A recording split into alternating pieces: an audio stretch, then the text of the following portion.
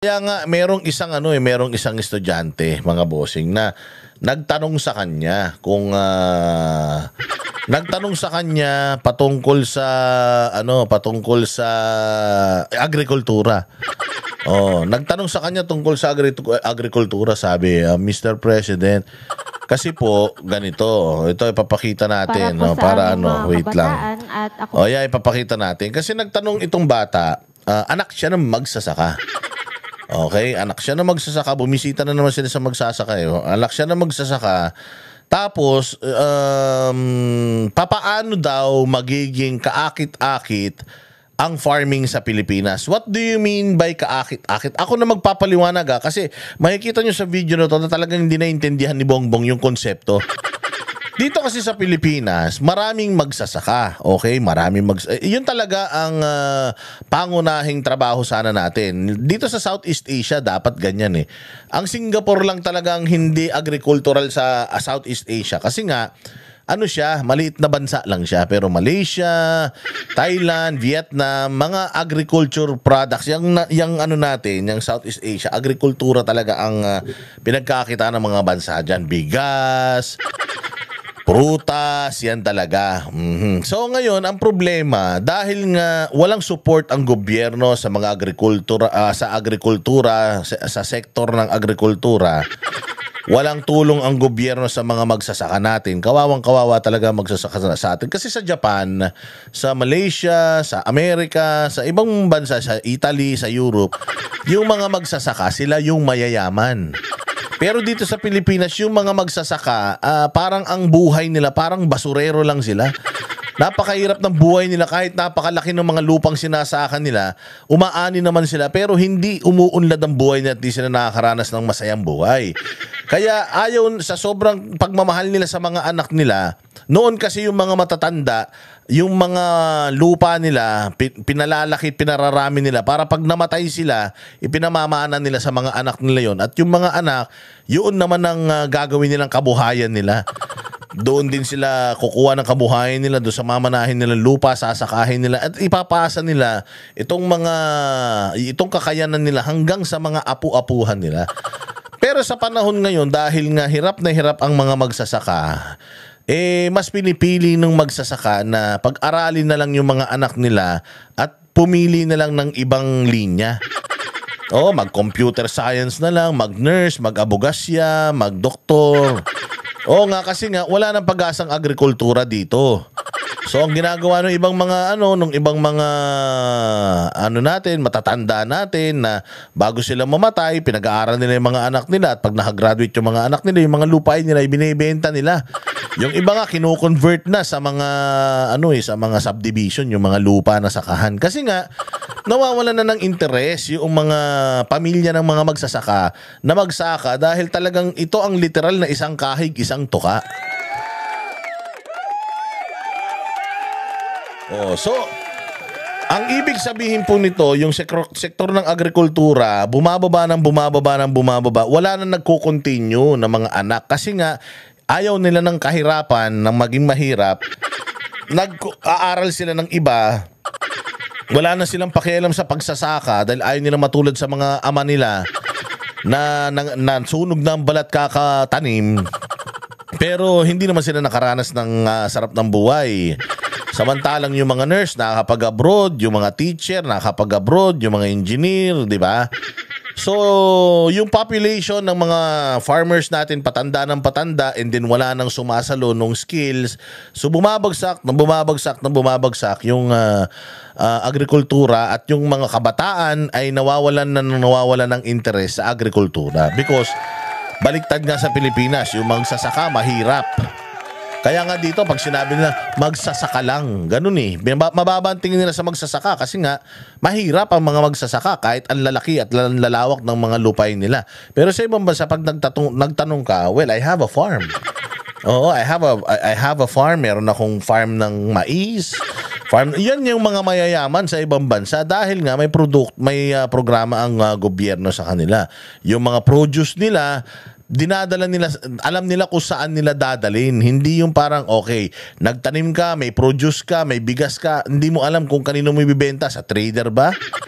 Sa palengke ba? Sa tao ba? So, walang sistema, walang proseso. Hindi na tayo nag-improve. So, ang tanong nitong bata, BBM, papaano mo gagawin kaakit-akit ang farming sa Pilipinas para yung mga kabataan ay mainganyong magtanim? At yung ating agrikultura ay magpatuloy. Anong gagawin? O tingnan niyo sagot nitong presidente nating nagdudubidap-dap na naman. Yung presidente natin na hindi prepared sa mga katanungan kaya hindi nagpapa-presscon. Kaya puro si Claire Castro ang papreskon kasi okay lang daw si Claire ang maging tanga. Total, mukha naman talaga siyang tanga kaysa diretsong magmukhang tanga. Itong presidente, tingnan ninyo kung gaano kalutang at gaano kawalang kaalam-alam. Sa loob ng 3 taon na nanungkulan, putang ina, wala itong natutunan. 25 years na naging presidente ang tatay nito. Kahit isa walang natutunan.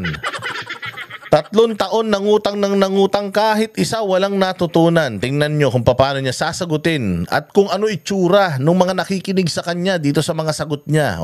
Po ang boses nila ngayon. Ano po ang hakbang ng ating gobyerno para gawing kaakit-akit ang farming bilang karir po dito po sa ating Pilipinas? Malabo ba o malinaw yung tanong? Hindi. Tinatanong ko anong ha? Tinatanong ko kung malabo o malinaw yung tanong. Di ba? Pinaliwanag ko na nga sa inyo. May sagot na nga ako eh. So pinaliwanag ko na sa inyo yung tanong. Pero dito mismo sa tanong ng bata, magulo ba yung tanong? Hindi naman, di ba? Tingnan nyo kung anong sagot niya. Siguro, alam nyo na tama yun, na bigat. Tama yung bigat? Anong sinasabi mo? Ang tanong, papaano po magiging kaakit-akit para sa mga kabataan ang karir ng isang pagiging magsasaka sa Pilipinas? Ano pong gagawin mo para maengganyo yung mga kabataan na maging farmers? Dito sa Pilipinas. Anong ginagawa na ng gobyerno natin at yun ang tanong, anong ginawa at gagawin pa ng gobyerno natin para mas maging instead mag-engineer ako, mag-IT ako, mag-nurse ako, mag-farming ako. Tinan niyo sagot. Ngayon, ano po ang hakbang ng ating gobyerno para gawing kaakit-akit ang farming bilang karir po dito po sa ating Pilipinas? Siguro, alam nyo na tama yun, na bigat. Tama yun. Tanginan niya, nagtatanong nga nung tama yun. Bobo talagang hayop na ito. Nagtatanong nga, paanong tama yun? Anong sinasabi mo? Tama yun, na bigat. Siguro, tama talaga yun kasi... Anong siguro tama yun? Ano siguro tama talaga yun? Tangina, may tama ka. Oo, miski ko, hindi ko maintindihan yung sagot niya eh. Mapapaha ka talaga. Papaano po mapapaganda, ano pong ginagawa niyong hakbang para yung mga bata ay mag-farming, hindi mag-engineer? At mapalago ang farming industry sa Pilipinas. Ang sagot niya tama yun. Ang ina, ito yung pinagmamalaki nyo. Sangkay, Jaret, at yung mga aliporis yung mga tanga pare-pareho, tanga minuminuto. Putang ina, ito yung pinagtatanggol nyo. Ito yung pinagmamalaki yung presidente. Pukin ang nagsalamin pa, wala namang alam. Yung mga nagsasalamin, yung matatalino lang ha. Katulad ko. Hindi naman ako matalino, pero alak na tinapay yan. Ang sagot, talagang tao na to, no? Yung utak talaga nito, munggo. Togi na yung utak nito, hindi na munggo. Pucha, nag-evolve na. Ang average age ng ating mga magsasaka at saka mangingisda masyado ng mataas. Dahil nga, mahirap nga ang buhay ng magsasaka. Kaya Oo nga! Putang na to. Papasigaw ako sa'yo, magagalit na naman yung gwardiya rito. Oo nga, yun nga yung punto. Dahil nga ang pagiging isang magsasaka ay parang ituturing na isa sa mga pinakamahirap na trabaho sa Pilipinas at mabagal din ang pag-unlad. Ang tanong nga sa'yo, papaano po magiging kaakit-akit ang pagtatanim o pagiging magsasaka para ang mga kabataan mas piliin ang industriya ng pagsasaka kaysa sa ibang industriya dahil nauubos na magsasaka sa Pilipinas dahil sa kukurakot nyo. Tapos ang sagot mo tama, tapos putangin ng yan. Siguro yung mga nakapag-aral na, yung mga anak natin, nakapag-aral na, gusto nila nasa air condition silang opisina at medyo maginhawa. Yun na nga yung punto. Yun na nga yung punto. Alam na nga namin yun. Ang tinatanong nga, ano ang gagawin mo? Ano, papa-airconan mo na naman yung sakahan. Dahil gusto ng mga bata na sa aircon, ganun. Kasi sinabi mo rin nung nakaraan na yung bahay, higupin mo, iipunin mo para pag tag-init, magagamit mo. Hindi mo nga magawa-gawa. Tapos ngayon na naman, eto na naman, anong plano mo dyan? Aircon na natin yung sakahan, ganyan. Yung manggahan, airconan natin dahil gusto ng mga bata sa aircon, ganun. Nantoko naman talaga to si Bongbong Marcos, Talaga, ang hirap ng buhay. Nakikita namin yan sa probinsya. Ang hirap ng buhay ng magsasaka. Ngunit, ang tanging sa akin palagay, at kami ni Secretary Kiko ay pinag-usapan namin ng matagal ito. Putangin na, pinag-usapan nyo pa ng matagal, ha? Pinag-usapan nyo ng matagal talaga. Pakinggan natin kung anong pinag-usapan nila ng matagal. Natin pababain yung average age ng ating mga magsasaka. Kailangan natin pumasok sa mga bagong teknolohiya. Dahil yun, kailangan talaga natin para maging yung bawat hektarya natin, mas malaki ang yield, mas malaki ang ani, paano natin gagawin yun? Ang nakakaunawa at mga talagang practitioner, ika nga, ng high-tech agriculture, intensive and extensive na type of agriculture, ay ang mga kabataan silang magtuturo sa atin ng mga... Anak ng tinapay ka. Pagtuturuin mo pa yung mga bata. Ang tanong nga nila kung papaanong mas pipiliin nila yung maging magsasaka kesa sa pagiging nurse. Tangina, tapos ang sagot mo, dapat yung mga bata tuturuan tayo. Anak ng tinapay ka, ano yung tuturo nila? Kung hindi na nga sila nag-aaral magsaka at hindi na nga pinapasa ng mga magulang nila yung knowledge sa kanila, kasi nga ultimong mga magulang nila ayaw na silang magsaka dahil mahirap ang maging magsasaka, tapos yung mga bata na magsasaka yung magtuturo sa atin. Hindi mo talaga naiintindihan yung trabaho mo, hindi mo naiintindihan yung tanong, simpleng tanong. Tangina, Tagalog pa yan, hindi mo pa maintindihan. Anong klase naman tong presidente na ito? Anak ng tokwa naman, mas matalino pa yung pinsan kong 4 na taon dito Bagong teknolohiya. At yan, palagay ko, ay magiging interesting na yan, magiging interesante na yan para sa ating mga kabataan, para nakikita nila na hindi lamang may magandang hanap buhay naman ang Nakita mo yung mga tao, hindi na nila siya maintindihan. Magtitinginan na. Putang ina, wala talagang plano tong ulol na ito. 3 taon nang nandirito, tapos isang taon na DA secretary pa to. Naging DA secretary yan ng 1 taon, hindi naghanap yan ng DA secretary. Tangina, hindi niya alam kung papaano at kung ano yung plano niya sa mga magsasaka. Wala talaga.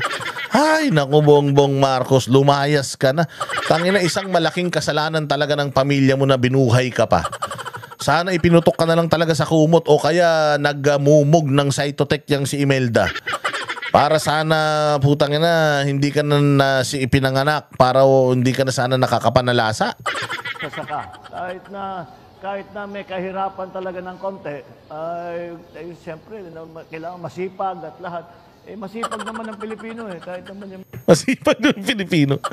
Gago, hindi mo pa nasasagot yung tanong ng bata. Ang dami-dami mo na sinabi, wala ka pa nasagot. Mga bata, masipag naman talaga. Basta't may nakikita silang resulta. Kaya't sa aking palagay, yun ang ating pwedeng gawin. At para sa mga mas nakakabata, ay sasabihin nila, interesting to, interesante ito.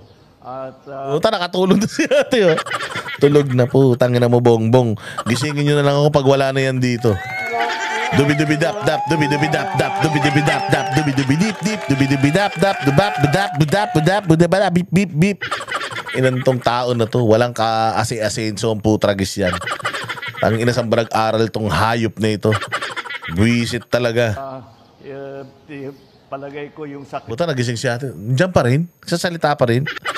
Nang tinapay, oh. sakripisyo na kailangan para pagandahin ang ating ani ay palagay ko naman yung mga Pinoy na magiging magsasaka ay sasabihin na worth it ito kahit na may sakripisyo, worth it ito. At yun ang aming para kasi medyo hindi natulungan ng agrikultura ng matagal eh. Po, tangin na, sinisi na naman yung nakaraang administrasyon, anak ng Ay, nako, walang plano kasi, putangin ng plano, sisihin yung nakaraang administrasyon, gano'n. Wala tayong agricultural policy masyado ng napakatagal. Kaya sasabihin ng mga bata, papasok niyan, wala nang pupuntahan yan, hanggang dyan na lang yan. Kaya ngayon, babaguhin natin lahat yan. Ngayon, may pag-asa na makikita nila mayroong pagpaganda ng kanilang hanap buhay bilang magsasaka. Tangin ang buhay ito. Ako sasagot. Kasi kung ako yan, Sir, Boss Dada, paano bang mapapaganda yung mas pipiliin ng mga estudyante ngayon, ng mga kabataan, yung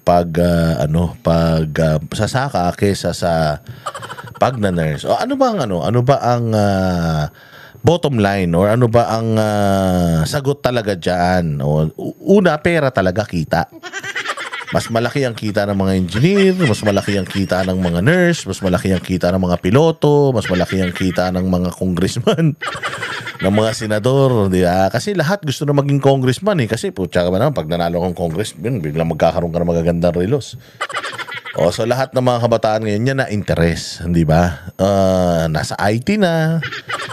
Kumbaga, wala nang interes sa pag-agrikultura dahil nga maduming trabaho, mahirap na trabaho, ang tagal-tagal mo mag-aantay, tapos walang kita. So, kita. Yun naman talaga ang unang-una, kita, pera. So, ang pinakamagandang sagot dyan, gagawin nating competitive ang kitaan sa agrikultura. Oo, magpapasa tayo ng batas para yung agricultural sector ay mas yumaman yung mga magsasaka natin. Imbis na yumayaman yung mga retailer, yung mga bumibili ng palay, mas magiging mayaman yung mga nagtitinda ng palay, lalong-lalo na yung mga nagtatanim. Kung ako ang presidente, ang gagawin ko, bawat magsasaka sa Pilipinas, irerehistro ko. At bawat magsasaka, mayroong allowance sa gobyerno 100,000 monthly. 100,000 buwan-buwan. Tapos yung tanim nila, kapag yung mga tanim naman nila, napayabong nila. Pag napayabong nila yung mga bigas nila, bibilin natin ng 100 ang 1 kilo. Lahat, yung dating biling 1 kilo 20 pesos lang, bibili ng gobyerno 100 yan. Para talagang magtanim kayo na magtanim, hindi tayo maubusan ng pagkain. Tapos lahat ng magsasaka ay bibigyan ko ng mga traktora. Libre yan. Bibigyan ko ng mga makabagong teknolohiya. At kapag ikaw ay magsasaka at nagkaroon ka ng sakit, libre ka na sa lahat ng ospital sa buong mundo. Ganon, di ba? Libre ka na sa lahat ng ospital, kahit anong sakit mo, libre ka, wala kang babayaran. Tapos kapag bumagyo at nasira yung pananim mo, papalitan natin yan ng libre. Aalalayan namin kayo. Tapos lahat ng mga magsasaka dito, hindi ako papayag na ang bahay nila dadalwa lang ang kwarto. Kailangan lahat ng magsasaka, ang bahay nila 3 palapag, minimum. Depende sa laki ng inaambag nilang ani sa bayang Pilipinas. At hindi na kayo magtitinda. Pag ani nyo, pagka kiskis ng mga palay, kukunin na ng gobyerno agad dyan. Pera na kaagad ang kapalit. Tangina niyan. At lahat ng mga estudyante, anak ng mga magsasaka, hindi na magbabayad ng tuition fee. At lahat ng mga anak ng magsasaka, kapag nag-aral sila ng ibang kurso, putyang yan, 5 beses ang tuition. Pero kapag nag-aral sila ng agricultural courses, libre sila sa gobyerno. Magtatayo ako ng agricultural school sa buong Pilipinas. O kukunin ko lahat ng mga magagaling magtanim, magiging teacher dyan. Tapos libre mag-aral ang mga estudyante. O, ganun. Yan, wala kang kwenta eh. Napakadaling mag-isip. Hindi ka gumagamit ng isip. Kasi nga ang tanong, paano magiging kaakit-akit? O parang tayo, naakit tayo sa maganda, di ba? O maakit ka ba sa pangit? Hindi naman. So pagagandahin mo agrikultura, bigyan mo sila ng mga bagay na mapapaisip sila, ay putya, magsasak. Pag nagtanong ka sa bata, pag yung ginawa mo yung mga papagawa ko, yung mga plano ko, pag nagtanong sila, anong gusto mo maging paglaki mo? Maging magsasaka po. Bakit? Kasi po, mayayaman ang magsasaka sa Pilipinas. Ganon.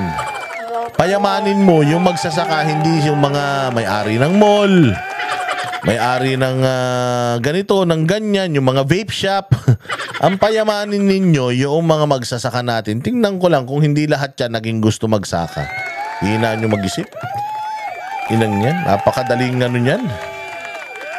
Napakadaling nito. Napakadaling sagutin yan. Kung talagang may plano kayo sa Pilipinas, it just shows. Wala talaga kayong plano sa Pilipinas. Ang boses ng masa, hindi natatakot. Katotohanan lang, di kami nalulunod. Walang bahid ng sismis, lahat ay totoo. Kahit sino ka pa, pag mali ka babanatan ka. Walang pinipili kulay, wala kaming kinikilingan. Basta para sa bayan, kami lalaban. Pag tama palakpakan, pag mali banatan. Di matitinag, di matatakot, para sa bayan tuloy ang sigaw. Sa harap ng kamera, walang halong takot.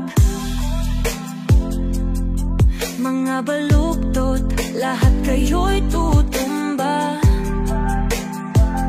Ang hustisya at